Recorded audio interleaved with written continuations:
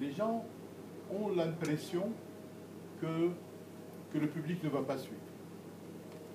Si on explique les choses d'une manière qui ne va pas dans le sens de ce que le public croit, c'est-à-dire dans le sens des idées les plus répandues, on a l'impression que les gens ne vont pas suivre.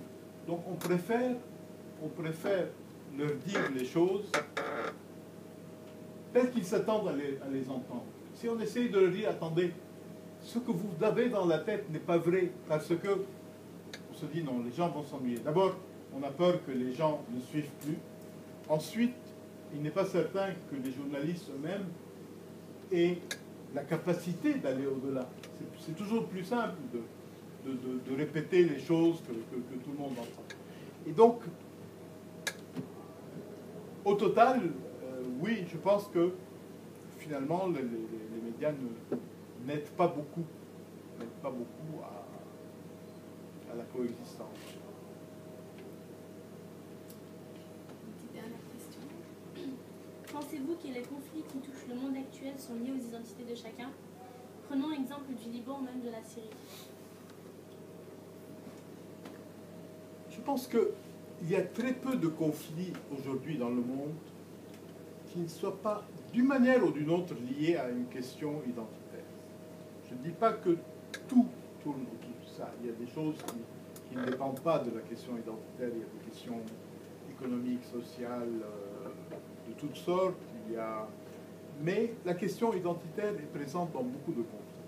Nous sommes dans un monde où il y a des centaines, des milliers de peuples, de communautés, qui vivent dans des pays où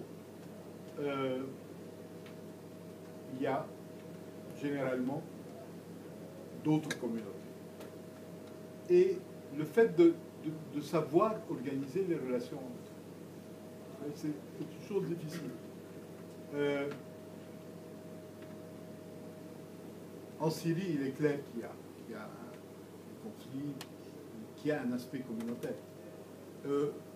Peut-être que l'aspect communautaire était un peu moins apparent au début du conflit. Et quand il y a eu les premières manifestations, je crois qu'il y avait une revendication de liberté et de démocratie, et des gens de toutes les communautés étaient favorables à une telle évolution. Et peu à peu, d'un côté par une politique délibérée, à mon avis, du pouvoir, et d'un autre côté par une incompétence évidente dans l'opposition, on est arrivé à une situation où il y a une communauté, qui est la communauté du président, qui se dit, si le pouvoir actuel tombe, nous sommes finis, nous sommes massacrés, nous sommes... Il y a des communautés qui ne sont pas directement au pouvoir, et qui sont également minoritaires, comme les chrétiens, les druzes, qui se posent beaucoup de questions. Soit qui sont favorables au pouvoir parce que c'est un moindre mal, soit ils ont peur du lendemain. Et l'aspect communautaire est devenu, d'un côté, évident, et en même temps, il empêche une solution. Parce que avant, on pensait en termes de solutions politiques, il faudrait un nouveau pouvoir, organiser des élections, etc. Maintenant, comme tout est devenu communautaire, on ne peut plus vraiment envisager une solution politique de ce genre, parce que comment faut-il rassurer les communautés minoritaires, selon quels critères le pays va être gouverné, etc. Et on a vu d'ailleurs, quand on a parlé d'une possibilité d'intervention internationale, tout le monde a reculé. Parce qu'on ne sait plus, quoi. On ne sait plus. Vous savez, c'est comme s'il y avait un plat qui était en train de cuire, et puis tout a flambé. Et les cuisiniers sont là en se disant mais par quel bout je vais le prendre pour ne pas me brûler. Et personne ne sait comment. Et ça, c'est un des drames du communautarisme, c'est que ça crée des situations où tout le monde est perdant et où l'essentiel s'oublie complètement.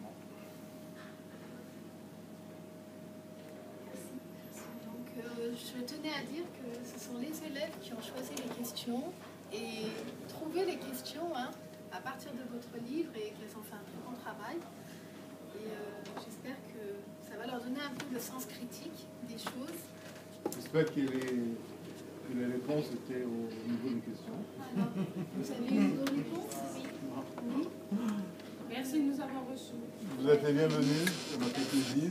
Mohamed, peut-être une question ou quelque chose? Je voulais savoir en fait, vous croyez qu'il y a une identité libanaise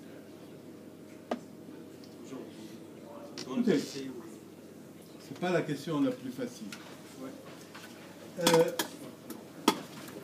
Je pense qu'il y a en réalité une identité qui est née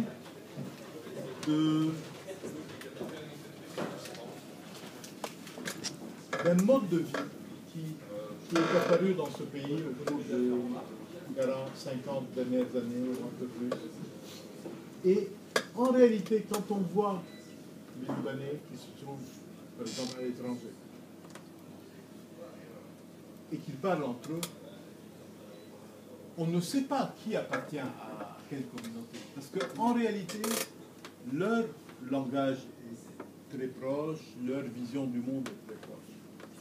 C'est quand les gens se retrouvent dans leur région, dans leur ville, dans leur quartier, dans leur communauté, qu'il y a un autre aspect des gens qui apparaît, qui est un aspect d'appartenance. Nous, je commence à dire nous et eux. Mais quand les gens, quand on les voit à l'extérieur, ça arrive souvent de se retrouver dans des occasions sociales ou autres, il y a des gens de toutes les communautés.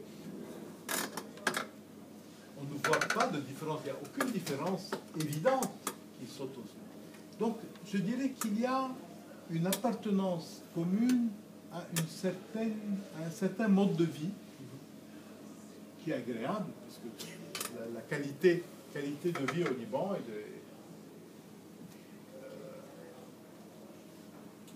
est quelque chose que les gens tiennent, ils apprécient, ils se lamentent quand ils sentent qu'ils sont en train de le perdre.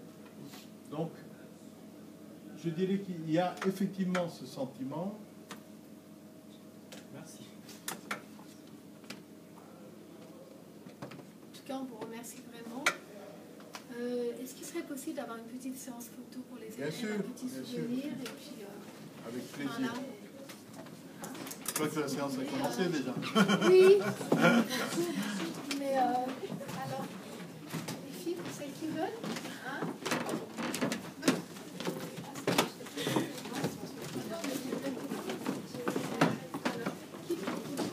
Voilà, je veux bien prendre pour au début. Et puis après, vous pouvez tout alterner. Mais ce sera pour tout. Océane, t'avais pas ta tablette? Ouais, mais en fait, tu vas voir quand ça l'arrière. Ok. Alors allez-y pour votre allez-y, et puis vous faites ça un petit